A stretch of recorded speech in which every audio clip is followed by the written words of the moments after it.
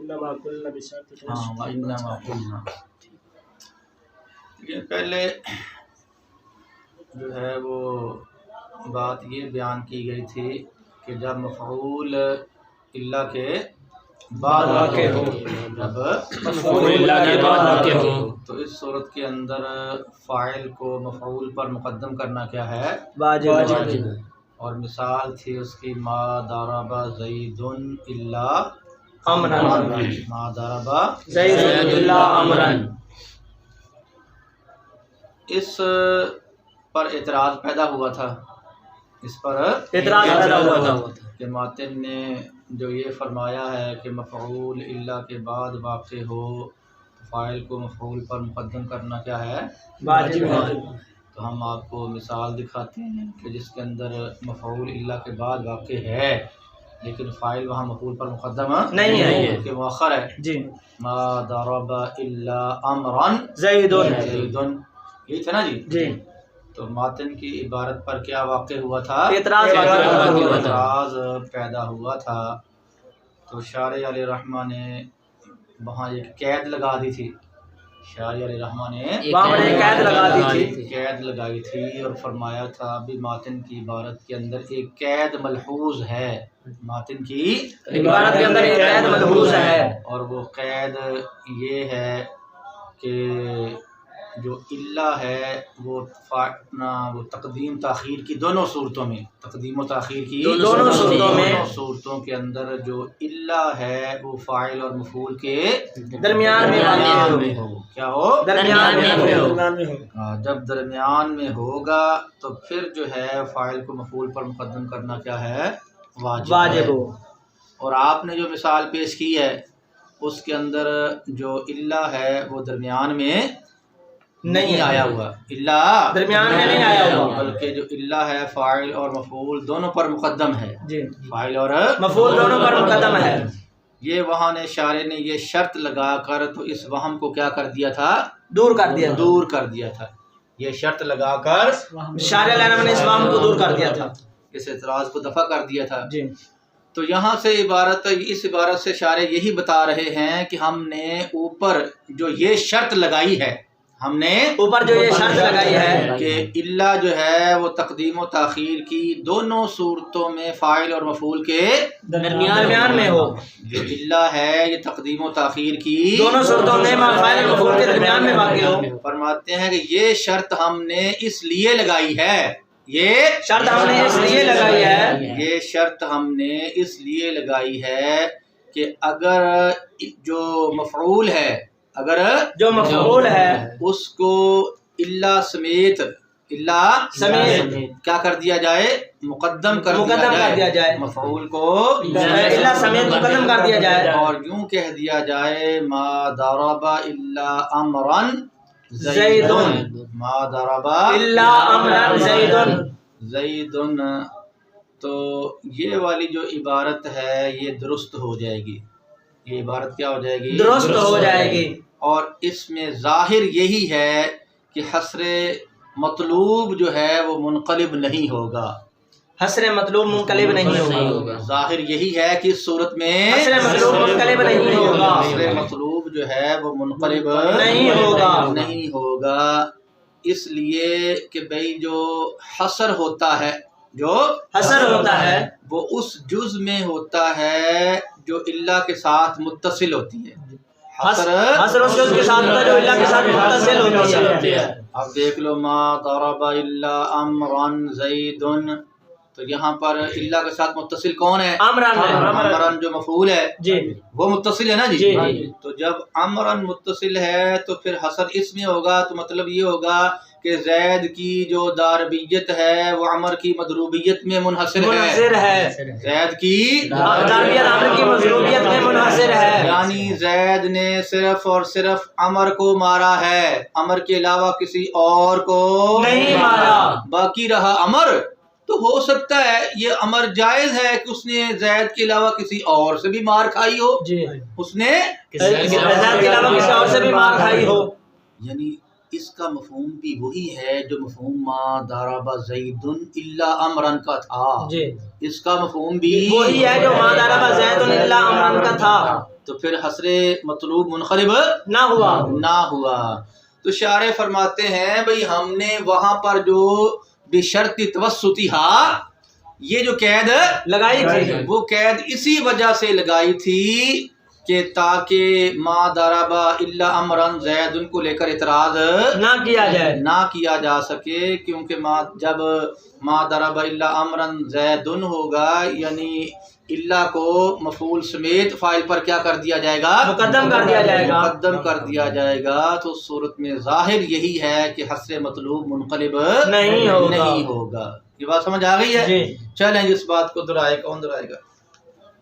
اچھا جی، ذرا عبارت پر نظر ڈالنا کیا جی آگے بات جی۔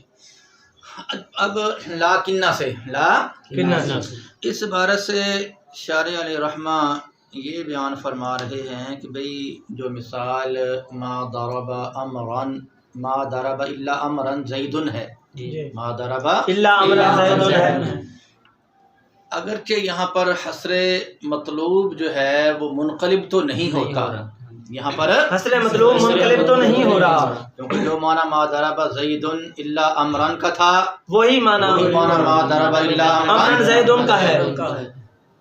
تو یہاں پر جب مفعول کو الا سمیت مقدم کر دیا، فاعل پر مقدم کر دیا جائے گا، تو اس صورت میں اگرچہ حسر مطلوب تو منقلب نہیں ہوگا، لیکن فرمایا کہ بعض حضرات نے اس مثال کو، اس طریقہ کو غیر مستحسن قرار دیا ہے۔ اس کو کیا قرار دیا ہے؟ غیر مستحسن قرار دیا ہے۔ اور غیر مستحسن قرار دینے کی وجہ یہ ہے، غیر مستحسن قرار دینے کی وجہ یہ ہے کہ اس صورت کے اندر صفت کا قصر اس کے تمام ہونے سے پہلے لازم آتا ہے۔ صفت کا قصر اس کے تمام ہونے سے پہلے لازم آتا ہے۔ قصر الصفات قبل تمام الصفات، قصر الصفات قبل تمام الصفات، ہاں کہ اس صورت کے اندر جو صفت کا قصر ہے صفت کے تمام ہونے سے پہلے لازم آتا ہے، اور صفت کا قصر اس کے تمام ہونے سے پہلے کر دینا یہ اگرچہ ناجائز تو نہیں ہے، یہ ناجائز تو نہیں ہے، البتہ یہ مستحسن بھی نہیں ہے۔ یہ کیا ہے؟ مستحسن بھی نہیں ہے۔ اب اس کو مثال کے ذریعے یہ سمجھیں، دیکھو ما ضرب الا امرا زید، ما ضرب الا امرا زید، کہ نہیں مارا، نہیں مارا مگر امر کو، نہیں مارا مگر امر کو۔ آپ دیکھ لو بھائی، نہ مارنے کا جو حسر ہے کس میں ہو گیا؟ امر میں، جی امر میں، کہ نہیں مارا امر کو، نہیں مارا امر کو۔ تو یہ مارنا جو ہے یہ ایک صفت ہے، مارنا، اٹھنا، بیٹھنا، کھانا پینا، یہ سارے کیا ہیں؟ صفات ہیں، صفات ہی ہے نا بھائی جی یہ سارے کیا ہیں؟ صفات ہیں، صفات ہیں۔ تو صفت جو ہے وہ تمام ہوتی ہے کہ جب مسند الیہ کو اس کے بعد فوراً ذکر کیا جائے۔ صفت کیا ہے؟ تمام ہوتی ہے جب مسند کو اس کے بعد فوراً ذکر کیا جائے، تب کیا ہوتی ہے؟ صفت تمام ہوتی ہے، تمام ہوتی ہے۔ تو جب یوں کہہ دیا جاتا ما ضرب زید، نہیں مارا زید نے مگر امر کو، جی تو اب جب نہیں مارا زید نے مگر امر کو، تو یہاں پر قصر ہوا ہے کیونکہ مسند الیہ ساتھ مذکور ہے، مسند الیہ ساتھ مذکور ہے، تو یہ قصر الصفاتی قبل تمام صفت نہیں ہوا، جی یہ قصر صفت قبل تمام صفت ہی نہیں ہوا، بلکہ قصر ہوا ہے، صفت کا قصر ہوا ہے اس کے تمام ہونے کے بعد، جی کیونکہ اس کا مسند الیہ ساتھ مذکور ہو گیا ہے، جی اس کا مسند الیہ ساتھ مذکور ہو گیا ہے، لہذا مسند الیہ کے ساتھ مذکور ہونے کی وجہ سے صفت کا قصر ہوا، صفت کا قصر ہوا، لیکن وہ قبل تمام صفت نہیں ہوا بلکہ بعد تمام صفت ہوا ہے۔ جی کیا ہوا ہے؟ بعد تمام صفت ہوا ہے، یہ مستحسن بھی ہوتا ہے، جائز بھی ہوتا ہے، جی یہ کیا ہے؟ جائز بھی ہوتا ہے اور مستحسن بھی ہوتا ہے، وہ ٹھیک ہے، جی ہونا ہی ایسے چاہیے، ہونا ہی ایسے چاہیے، صفت کا قصر ہو کب؟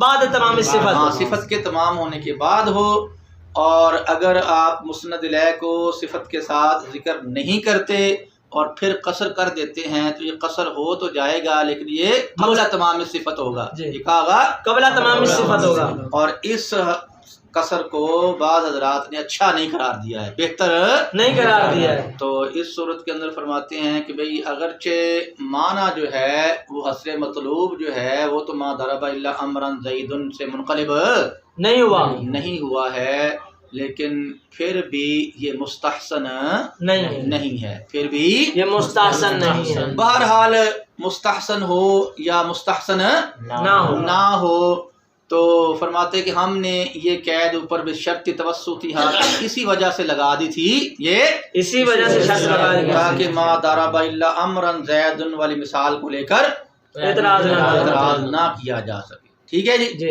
چلیں جی اس بات کو دہرائیں۔ اس عبارت سے شارح جو ہے نا جی وہ یہ بتانا چاہتے ہیں کہ اوپر آپ دیکھیں ذرا وَإِنَّمَا قُلْنَا جو اوپر کہا تھا جی کیا کہا تھا جی وَإِنَّمَا قُلْنَا بِشَرْطِ تَوَسُّطِھَا بَيْنَهُمَا فِي صُورَتِ التَّقْدِيمِ وَالتَّأْخِيرِ لِأَنَّهُ لَوْ قُدِّمَ الْمَفْعُولُ عَلَى الْفَاعِلِ مَعَ إِلَّا فَيُقَالُ مَا ضَرَبَ إِلَّا أَمْرًا زَيْدٌ فَالظَّاهِرُ یہ کیا ہے فَالظَّاهِرُ تو اوپر شارح علیہ رحمہ نے فَالظَّاهِرُ کا لفظ استعمال کیا تھا، اوپر شارح علیہ رحمہ نے فَالظَّاهِرُ کا لفظ استعمال کیا تھا اور فرمایا تھا کہ بھئی جب ما ضرب الا امرا زید کہہ دیا جائے، جب ما ضرب الا امرا زید کہہ دیا جائے، اس صورت میں ظاہر یہی ہے، اس صورت میں ظاہر یہی ہے کہ حسر مطلوب جو ہے وہ منقلب نہیں ہوگا، ہاں حسر مطلوب جو ہے منقلب نہیں ہوگا، تو وہاں فالظاہر کا لفظ استعمال کیا تھا، فالظاہر کا لفظ استعمال کیا تھا، اور فالظاہر آپ جانتے ہیں کہ یہ ہے بھی معرف باللام ہے، جی کیا ہے معرف باللام ہے، معرف باللام ہے، نکرہ تو نہیں ہے نا جی؟ نہیں ہے، کیا ہے نکرہ نہیں ہے، نکرہ نہیں ہے، یعنی یوں نہیں کہا فظاہرن جی فظاہرن یہ نہیں کہا بلکہ فظاہر کہا، ہاں یہ معرف باللام استعمال کیا ہے، کیوں بھی ظفر معرف باللام استعمال کیا ہے، معرف باللام ظاہر کو معرف باللام لا کر فظاہر کہا ہے، اس کو نکرہ استعمال کر کے فظاہرن نہیں کہا، اس کو فظاہرن نہیں کہا، اور ٹھیک ہے جی کیوں صدیق اکبر ہاں جی کیا کہا فظاہر نہیں کہا، فظاہرن نہیں کہا، بلکہ فظاہر کہا ہے جی تو بیٹا اس کی وجہ یہ ہے کہ جب لفظ ظاہر جو ہے اس کو معرف باللام ذکر کیا جائے، جب ظاہر کو معرف باللام کیا جائے تو معرف باللام کو ذکر کرنا یہ اس بات کی طرف اشارہ ہوتا ہے کہ یہاں پر احتمال کچھ اور بھی ہے، یہاں پر احتمال کچھ اور بھی ہے، اور جب نکرہ ذکر کیا جائے تو پھر مطلب ہوتا ہے کہ یہ بات بس قطعی ہے، اس کے اندر کوئی اور احتمال نہیں ہے۔ جب ظاہر نکرہ ذکر کیا جائے تو ایسے یہ بات ثابت ہے کہ یہ بات قطعی ہے، اس میں کسی اور بات کا احتمال نہیں ہے، کسی اور بات کا احتمال نہیں ہے، اور جب معرف باللام ذکر کیا جائے تو اس کا مطلب ہوتا ہے کہ یہاں اور احتمال بھی ہے، یہاں اور احتمال بھی ہے۔ تو شارح فرما رہے ہیں کہ ہم نے یہاں پر الظاہر کہا، ظاہر کو معرف باللام ذکر کیا ہے، ہم نے اس کو معرف باللام اس وجہ سے ذکر کیا ہے کہ جو مذکورہ عبارت ہے ما ضرب الا امرا زید، اس کے اندر ایک احتمال اور بھی ہے، ایک احتمال اور بھی ہے، اور وہ احتمال کیا ہے؟ وہ احتمال یہ ہے کہ اس عبارت کا معنی وہ بھی ہو سکتا ہے جو پہلے بیان کیا ہے، وہ بھی ہو سکتا ہے جو پہلے بیان کیا ہے، ہاں، اور اس کا جو دوسرا معنی ہے وہ یہ ہے کہ ما ضرب احد احدا الا امرا زید، ما ضرب احد احدا الا امرا زید، اور دیکھو بھئی نہیں مارا کسی کو بھی کسی نے بھی نہیں مارا، کسی کو کسی نے نہیں مارا، ہاں البتہ جو امر ہے اس کو زید نے مارا، کسی کو کسی نے بھی نہیں مارا، کسی کو کسی نے بھی نہیں مارا، البتہ امر کو زید نے مارا، امر کو زید نے مارا ہے۔ اب اس مثال سے جو ہے نا جی وہ جانبین سے قصر معلوم ہوتا ہے. جی اس مثال سے جانبین سے قصر ثابت ہوتا ہے. جی. کیا ہے؟ جانبین سے قصر ثابت ہوتا ہے. کیا مطلب کہ زید کی داربیت منحصر ہے امر کی مضروبیت میں جی. اور امر کی مضروبیت منحصر ہے زید کی داربیت میں. ایسا ہی ہے کہ جی نہیں؟ جی تو ہے یہ بھی خلاف مقصود جی ہے، یہ بھی خلاف مقصود. کیونکہ ما ضربا زید الا امرن جو ہے، ما ضربا زید الا امرن جو ہے، وہاں پر متکلم کا جو مقصود و مطلوب ہے وہ جانبین سے قصر ثابت کرنا نہیں ہے، وہ جانبین سے قصر ثابت کرنا نہیں ہے، بلکہ صرف ایک جانب سے، جی صرف ایک جانب سے قصر ثابت کرنا مطلوب ہے. یہ ہے کہ زید کی داربیت منحصر ہے امر کی مضروبیت میں، نہ یہ کہ امر کی مضروبیت بھی منحصر ہے زید کی داربیت میں. جی ٹھیک ہے؟ جی. تو وہاں قصر فقط ایک جانب سے ہے، وہاں قصر فقط ایک جانب سے ہے. جو متکلم کا مقصود تھا وہ ایک جانب سے قصر کو ثابت کرنا تھا. اور یہ والی جو مثال ما ضرب الا امرن زیدن ہے، ما ضرب الا امرن زیدن ہے، اس کے اندر جو ہے ایک احتمال تو وہی ہے، جی ایک احتمال تو وہی ہے کہ زید کی داربیت منحصر ہو جائے امر کی مضروبیت میں، اور یہ جو حصر جو ہے وہ مطلوب کے خلاف نہیں ہے، یہ حصر مطلوب کے خلاف نہیں ہے. ہاں البتہ اس کے اندر ایک دوسرا احتمال بھی ہے، اس کے اندر ایک دوسرا احتمال بھی ہے، وہ یہ ہے کہ جانبین سے حصر ہو جائے. جی کیا ہو جائے؟ جانبین سے حصر ہو جائے، اور یہ بھی کیا ہے؟ خلاف مقصود ہے. یہ بھی کیا ہے؟ خلاف مقصود ہے. ٹھیک ہے جی. جی چلیں جناب اس کو. بسم اللہ الرحمن الرحیم. 3 صورتوں کی دلیل جو ہے وہ پہلے شارح نے بیان کر دی ہے. جی 3 صورتوں کی دلیل شارح نے پہلے بیان کر دی ہے. جب لفظی اعراب بھی منتفی ہو، قرینہ بھی منتفی ہو، تو فاعل کو مفعول پر مقدم کرنا کیوں واجب ہے؟ التباس سے بچنے کے لیے. اور جب فاعل جو ہے وہ ضمیر متصل ہو تو اس صورت کے اندر بھی فاعل کو مفعول پر مقدم کرنا کیوں واجب ہے؟ وہ بھی ہو گیا. جی. اور جب جو مفعول ہے وہ الا کے بعد تو اس صورت کے اندر بھی فاعل کو مفعول پر مقدم کرنا واجب ہے. اس کی وجہ بھی بیان کر دی. ٹھیک ہے جی. ہاں چوتھی وجہ بھی رہتی ہے، چوتھی کی وجہ بھی رہتی ہے کہ جب مفعول جو ہے وہ معنی الا کے بعد واقع ہو. جب مفعول معنی الا کے بعد واقع ہو، یعنی کلمہ انما کے بعد، کلمہ انما کے بعد واقع ہو، تو اس صورت کے اندر فاعل کو مفعول پر مقدم کرنا کیوں واجب ہوتا ہے؟ جیسے انما ضرب زید امرن، انما ضرب زید امرن. تو اس صورت کے اندر بھی فاعل کو مفعول پر مقدم کرنا اسی وجہ سے واجب ہے تاکہ حصر مطلوب جو ہے وہ منقلب نہ ہو جائے. یہاں پر بھی فاعل کو جو مفعول پر مقدم کرنا واجب ہے وہ اسی وجہ سے ہے کہ حصر مطلوب منقلب نہ ہو جائے، حصر مطلوب منقلب نہ ہو جائے. اس لیے کہ یہاں پر جو حصر ہوتا ہے وہ آخری جز میں ہوا کرتا ہے.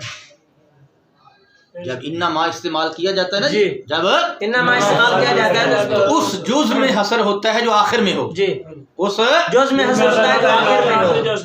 آپ دیکھو بھائی، جب انما ضرب زید امرن کہا، جب انما ضرب زید امرن کہا، جس کا مطلب یہی ہے کہ زید کی جو داربیت ہے وہ منحصر ہے امر کی مضروبیت میں. جی فقط زید نے امر ہی کو مارا ہے، امر کے علاوہ کسی اور کو نہیں مارا. باقی رہا امر تو ہو سکتا ہے کسی اور سے بھی اس نے مار کھائی ہو، جی وہ کسی اور کا بھی کیا ہو، دار مضروب ہو، وہ کسی اور کا بھی مضروب ہو، وہ کسی اور کا بھی مضروب ہو.